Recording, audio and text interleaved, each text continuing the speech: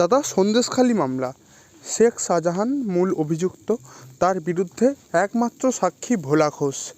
তার সাক্ষী দিতে যাওয়ার সময় বহরমপুর কোর্টে যাওয়ার পথে তার গাড়িতে দুর্ঘটনা, হ্যাঁ একদম তাই, বসিরহাট কোর্টে যাওয়ার পথে। এদিকে যে দুর্ঘটনার কথা বলা হচ্ছে, সেই দুর্ঘটনা আদৌ দুর্ঘটনা নাকি ঘটানো হয়েছে এমন খুনের চেষ্টা করে, এরকমটা অভিযোগ তুলছে পরিবার। পরিবারের আশঙ্কা খুব একটা মিথ্যে নয়। তার কারণ হচ্ছে যে শেখ শাহজাহান একটা অলিখিত বাদশা ছিল ওইখানকার, এবং তার কুকর্মের মানে কোনো শেষ ছিল না।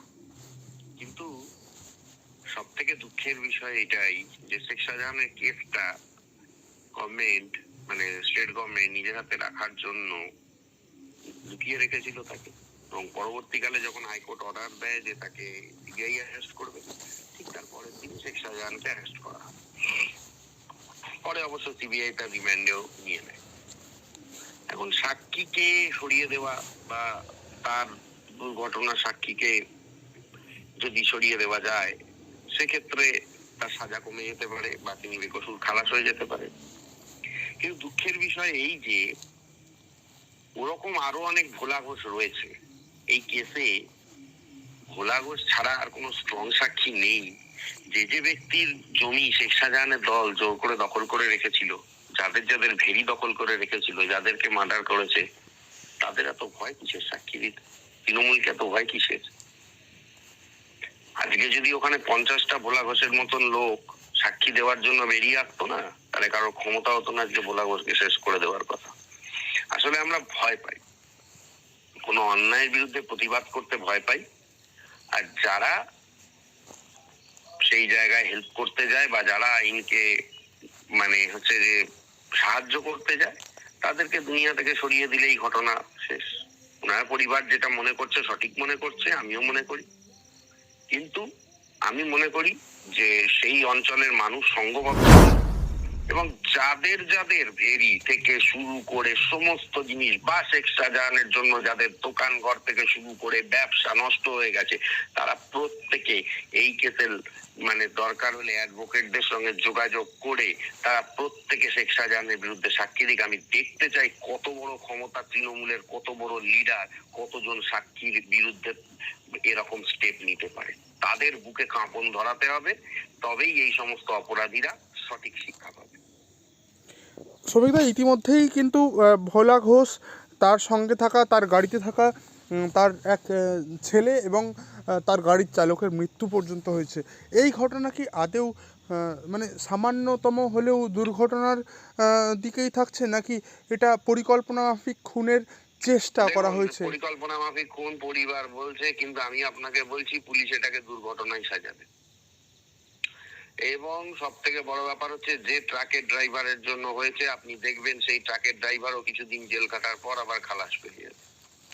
পুরো সিস্টেমটাই এখানে করাপ্টেড হয়ে গেছে, পয়সার দ্বারা পরিচালিত হয়। বিশেষ করে লোয়ার জুডিশিয়ারির একটা পোর্শন এমন পরিস্থিতিতে চলে গেছে যেখানে পুলিশ যা বলে সেই সেটিং অনুযায়ী কাজ হয়, এবং কার্যত যেহেতু প্রমাণ ছাড়া জুডিশিয়ারি কিছুই করতে পারে না, সেই জন্য আজকে এই পরিস্থিতি। আমি বলতে চাই যে ভোলা ঘোষ ছাড়া আর কি কোনো সাক্ষী নেই শেখ শাহজাহানের বিরুদ্ধে?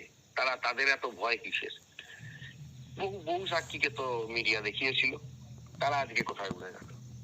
যার বাড়িতে, যে মহিলার বাড়িতে আশঙ্কা করেছিলেন তিনি আগুন দিয়ে, হ্যাঁ এরকম ঘটনা তো আগেও হয়েছে। ওই যে একজন মহিলা, আমি নাম ভুলে গেছি, তিনি বলেছেন যে বসিরহাট কোর্টে তিনি শুধু একটি মামলা করতে গেছিলেন, শেখ শাহজাহান তাদের জমি দখল করে নিয়েছিল বলে তিনি জানতেন যে ফিরে আসার পর তার বাড়িতে হামলা হবে, এবং সেটা হয়েছে। এবং হচ্ছে যে তিনি সেদিন যদি বাড়িতে থাকতেন তাহলে হয়তো তিনি মার্ডারও হয়ে যেতেন। এবং এই প্রসঙ্গে আপনাকে আমি আরো একটা কথা বলি। একজন উকিল বাবু যখন শেখ শাহজাহান ধরা পড়েছে, তখনই শেখ শাহজাহানের আর একটা কুকীর্তি নিয়ে মামলা করতে গিয়ে সেই উকিল বাবুর ওপরে, মানে সেই উকিল বাবু মামলা করে যখন তার বাড়ি ফিরেছেন, রাত্রির বেলায় সে গুন্ডারা চড়াও হয়েছিল। আজ থেকে বছর দেড়েক আগে যখন শেখ শাহজাহান ধরা পড়েছিল। এই ঘটনাগুলো হাইলাইটেড হয় না, কিন্তু এই ঘটনাগুলো মনে রাখা দরকার। এবং তখন ওই যারা সাবামের লোকজন ছিল তারা তার পাশে দাঁড়ায় এবং এটা নিয়ে বসিরহাট বার কিন্তু অনেক মিটিংও করেছিল, পরবর্তীকালে একটা ডিসিশন নেওয়া। সুতরাং এই ঘটনাগুলো আসলে আমরা ভুলে যাই, ঠিক আছে। একজন উকিল বাবু শেখ শাহজাহান ধরা পড়ার পর তার সাকলের এবং শেখ শাহজাহানের অন্য কেস নিয়ে যে তার কোনো মক্কেলের জমি জোর করে দখল করে রেখেছে সেইটা নিয়ে মামলা করে অর্ডার করে তার চেম্বারে চলে গেছেন। গভীর রাত্রিরে তার চেম্বারে যদি হামলা হয়ে থাকে, তার থেকে এলাকাবাসীর শিক্ষা নেওয়া উচিত ছিল যে তার যে প্রধান সাক্ষী তার উপরে কি হতে পারে। আসলে আমরা অতীতকে ভুলে যাই, আর কেউই কারোর কথা মনে রাখে না। এইটা একটা কারণ। আরেকটা কারণ আমি আপনাকে যে কথাটা বলছি, যে ওখানে ভোলা ঘোষের মতন সাহসী লোক কি আর 15 আর অন্তত 15-20 জন নেই?